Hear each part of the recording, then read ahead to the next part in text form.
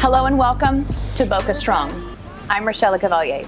This is a series about inspiring community leaders and business owners. As we navigate this unprecedented time together, we are going to talk about yoga, spirituality, adversity, overcoming challenges, and being a general rock star. Hopefully you can come away a bit inspired today. I think that you will.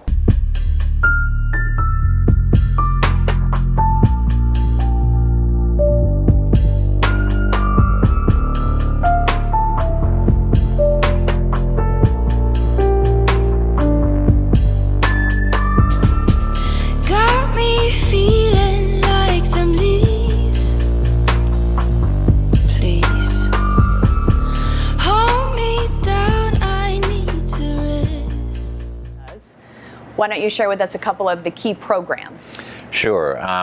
It's probably easier to speak in terms of the causes that Boca Helping Hands serves, otherwise we could be here for a long time. But one of the distinguishing features of Boca Helping Hands is just how diverse our services are.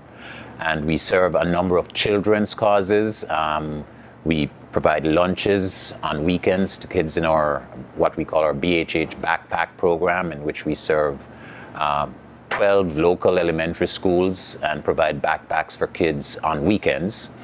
We also assist working parents in the Boca Raton community in paying the cost of childcare. We have a number of job training programs in which we are helping people who are either unemployed or underemployed to equip themselves to advance in the workplace. We have relationships with healthcare providers in which we provide access to affordable health care for people who are uninsured or underinsured. And finally, we, kind of where we began is with feeding programs.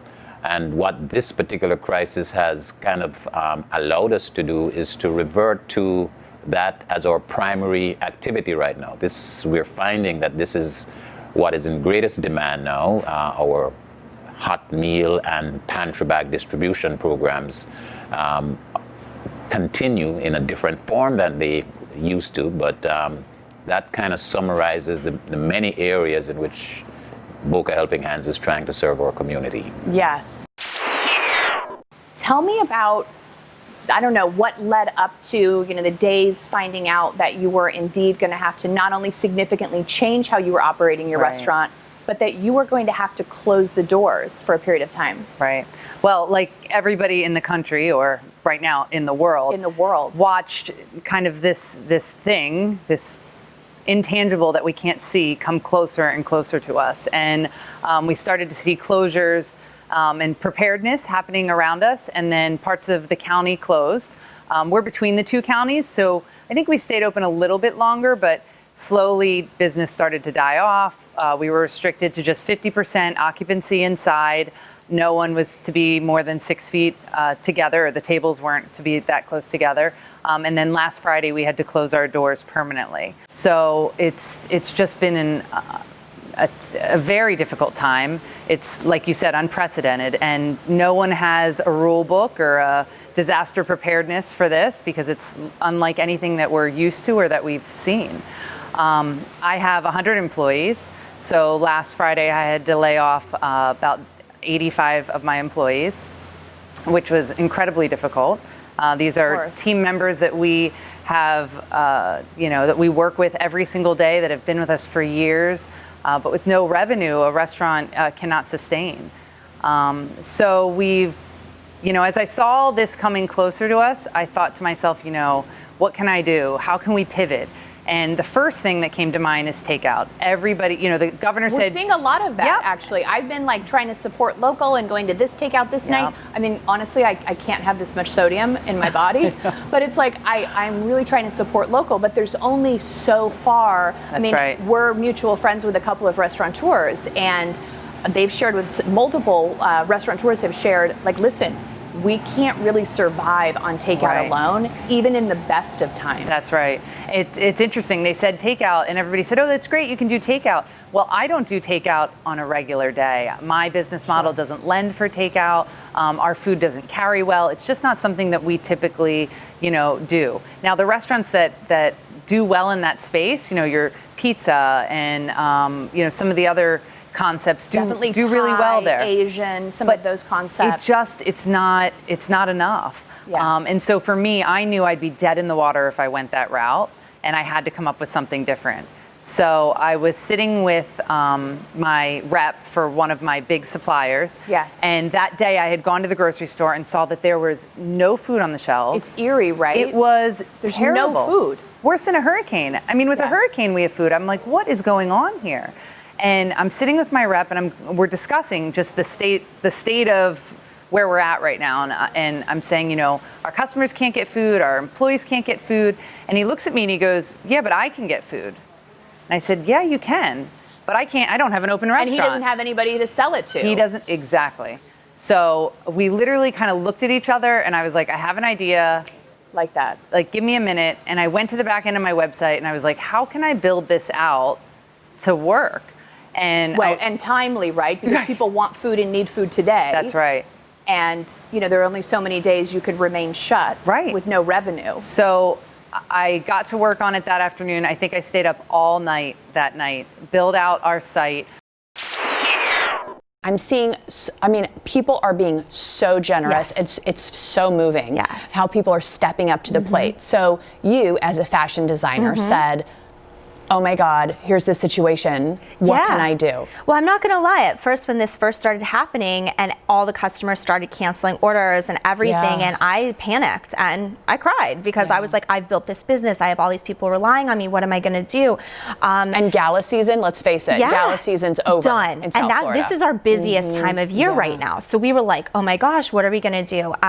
So I was sitting at home and watching the news, binge watching the news, and I saw an episode where someone was saying that nurses were having to sew PPE. They were making the masks themselves because there weren't enough. And I was like, well, I have a whole room of fabric and I know how to sew. I was like, I'm just going to give myself this mission to help people because at the end of the day, that's why I do fashion. I want to help people feel beautiful. So I said, okay, well, I'm going to help people feel protected. So I did a lot of research, talked to medical workers and figured out exactly what they needed and what was the best thing for them. And I started making masks myself. And then I tried to get other people to help make masks. And I was like, well, if all of us even just do 10 a day, imagine how much we can do. Yes. And then I was covered on some of the news stations, which was amazing. It's so amazing. You know, we're talking to entrepreneurs and community leaders, and it's like the most successful entrepreneurs are interestingly not looking at how can I make profit and like gain from this, but the most amazing thing is the biggest business minds right now are thinking, okay, how do I keep my team employed? How do I employ other people? For sure. How do I keep things moving in the economy? Exactly. And it's like, I think that's the mark of a true entrepreneur. For sure. And we talk a lot about, it's just like a pivot.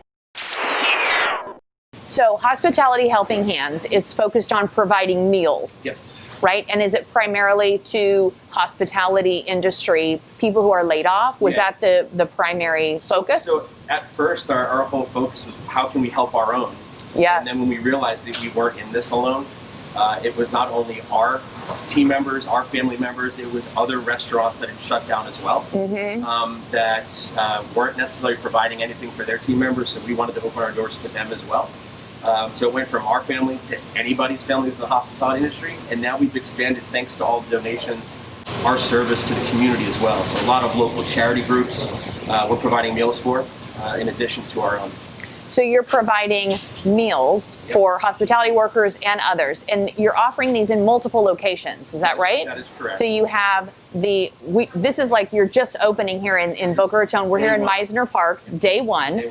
And you've already been up and operating up at Howley's. Correct. Since this all took place about 3.5 weeks ago, we've shut down all of our locations but two. Two of them stayed open to do takeout and delivery, to your point. But when we realized that we just couldn't sustain that model, and we had a much bigger calling, we decided to shut everything down. But Howley's has been up and running since day one. After we started receiving donations and community support from not only private donations, but also local city organizations. Started chipping in, we've been able to expand to Hullabaloo and Pound Noodle Bar up in West Palm Beach. And now here in Meisner Park. We've been able to re-employ several team members in every one of these locations, which is amazing. So not only do we get to service the community, we get to put people back to work. Great. Thank you so much for joining us for this episode of Boca Strong. Be sure to follow hashtag Boca Strong so that you can be inspired by stories of resilient and inspiring community leaders, entrepreneurs, and business people. Stay home, stay safe, stay 6 feet apart.